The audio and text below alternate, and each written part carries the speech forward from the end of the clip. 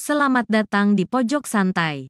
Sebelum Anda mendengarkan audiobook ini, kami menginformasikan bahwa channel ini adalah review audio dari buku yang ada di Indonesia. Untuk membaca keseluruhan buku ini, kami menyarankan membeli buku aslinya di toko buku kesayangan Anda, baik offline maupun online. Keberadaan channel ini dimaksudkan untuk membantu Anda mendapatkan pengetahuan dari buku-buku kesayangan Anda.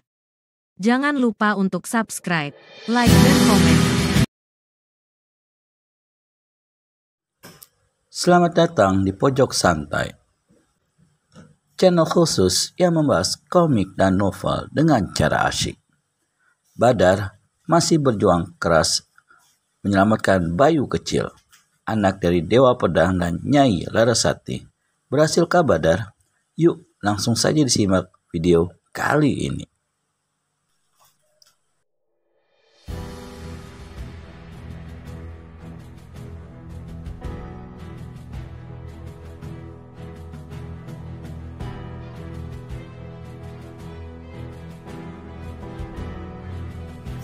Ayo kita pulang, ajak Rengganis seraya melangkah. Kemana Nyai? Tanya Ganis. Ke tempat tanah kelahiranku. Senja telah merambat menjadi malam. Angin berhembus kencang membawa hawa dingin ke sekitar pantai Pulau Neraka. Dua jasad manusia masih tergolek di pasir merah di bawah siraman cahaya bulan. Yang seorang telah tewas. Tubuhnya berlumuran darah tertembus 3 anak panah. Sedangkan yang seorang lagi adalah bayi laki-laki terbungkus kain sutra halus berwarna merah muda.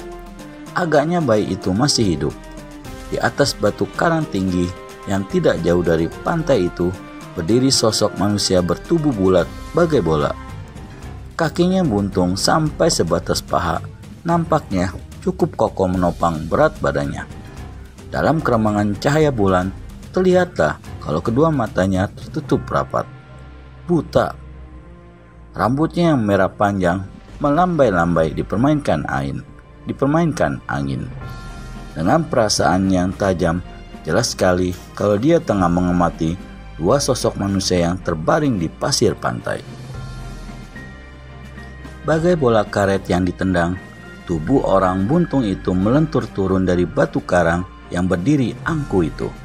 Hanya dengan 2 lentingan saja, dia telah sampai di tepi pantai dekat dengan tubuh yang tewas. Aku terpaksa menyeret perahumu ke sini, Kisanak.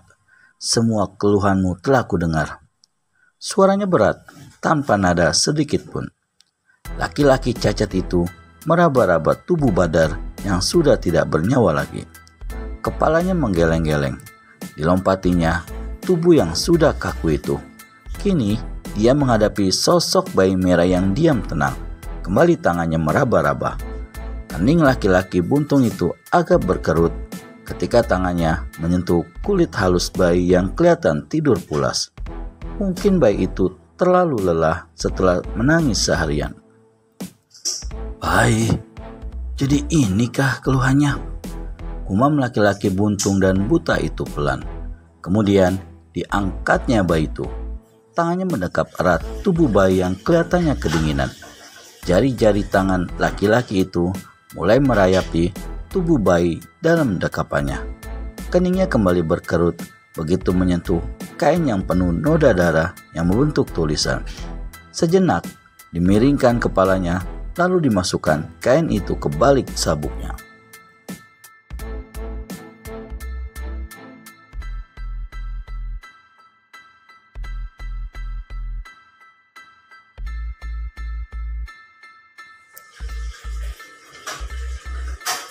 Tangannya kembali merayap ke seluruh tubuh bayi itu.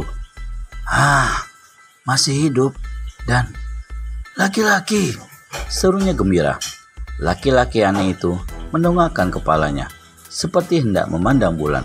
Sebentar kemudian wajahnya tertunduk seperti ingin melihat rupa bayi dalam dekapannya. Entah mengapa, tiba-tiba saja raut wajahnya yang buruk kelihatan murung. Dari keluhan orang yang bersamamu, kau bernama Bayu bocah.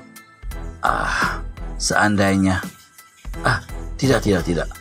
Aku tidak boleh mengingatnya kembali. Semuanya telah terkubur di pulau neraka ini. Laki-laki itu seperti teringat sesuatu, tapi cepat-cepat ditelannya kembali. Jari-jari tangannya yang kasar kini membelai-belai pipi halus bayi yang bagai sutra itu. Aku akan merawatmu, anak manis. Susunan tulang-tulangmu yang sangat bagus. Mari anak manis, kita pulang ke pondok. Kau akan senang tinggal di sini. Katanya setengah berbisik. Kaki orang itu melangkah pelan meninggalkan jasad Badar yang sebentar-bentar dijilat ombak. Bayu, kau tampan, mirip dengan anakku Hanggara. Bayu Hanggara. Ya, namamu Bayu Hanggara, bisik orang itu lagi. Sehabis berkata demikian, laki-laki cacat itu melentingkan tubuhnya. Meskipun kakinya buntung hingga sebatas paha, namun gerakannya begitu gesit dan sukar untuk diikuti oleh mata biasa. Dalam sekejap saja, ia telah hilang di balik batu-batu karang yang tersebar di sekitar pantai Pulau Neraka ini. Bulan telah berlalu dan tahun demi tahun telah terlewati.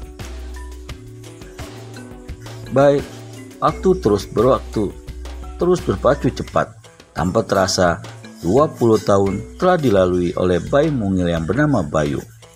Dia kini telah menjelma menjadi seorang pemuda berwajah tampan, kulitnya kuning bersih.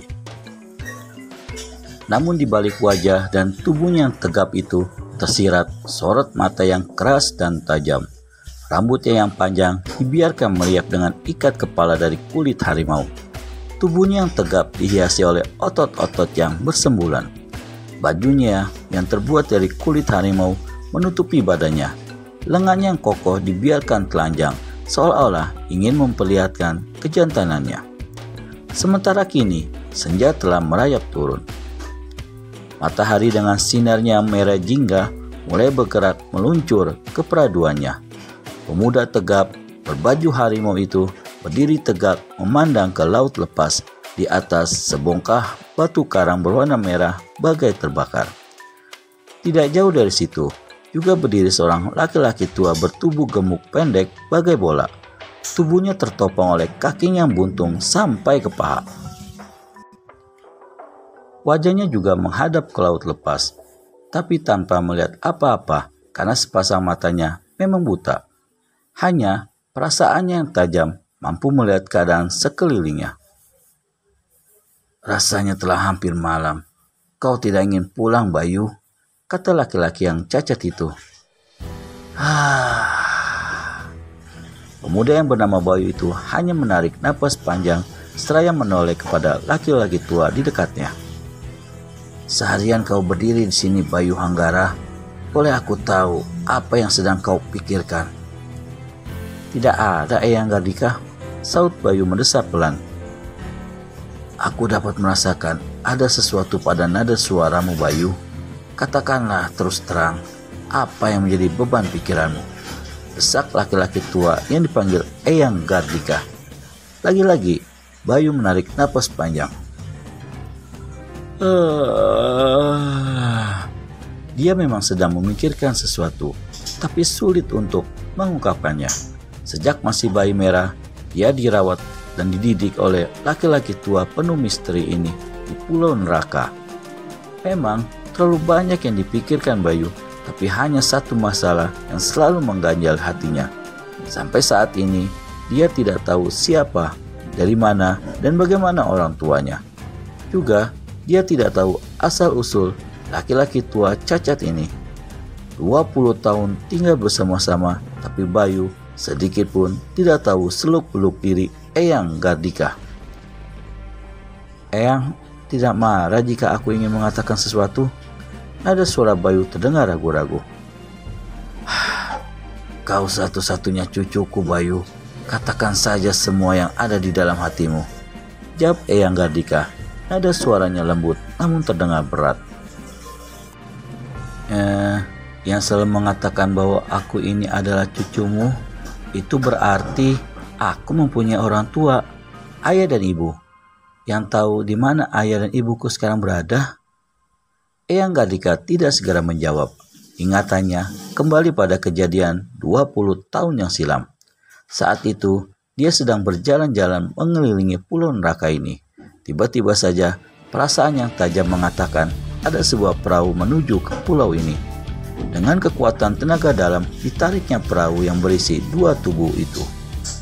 Seorang dengan luka di badan dan telah mati, seorang lagi adalah bayi merah. Biasanya, kalau ada perahu yang mendekati pulau neraka, Eyang Gardika akan menghancurkan dan membunuh penumpangnya. Tapi, karena telinganya yang tajam, mendengar suara rintihan dan keluhan disertai tangisan bayi, hatinya merasa tersentuh. Pada saat itu, dia memang teringat pada putranya yang sendiri yang kini entah bagaimana nasibnya. Bagaimana selanjutnya? Akan pertanyaan Bayu Hanggara kepada Eyang Gardika akan asal-usul dirinya? Temukan jawaban lengkapnya di video selanjutnya hanya di channel Pojok Santai. Segera subscribe dan tekan tombol lonceng untuk mendapat notifikasi video terbaru dari kami. Terima kasih dan sampai bertemu kembali.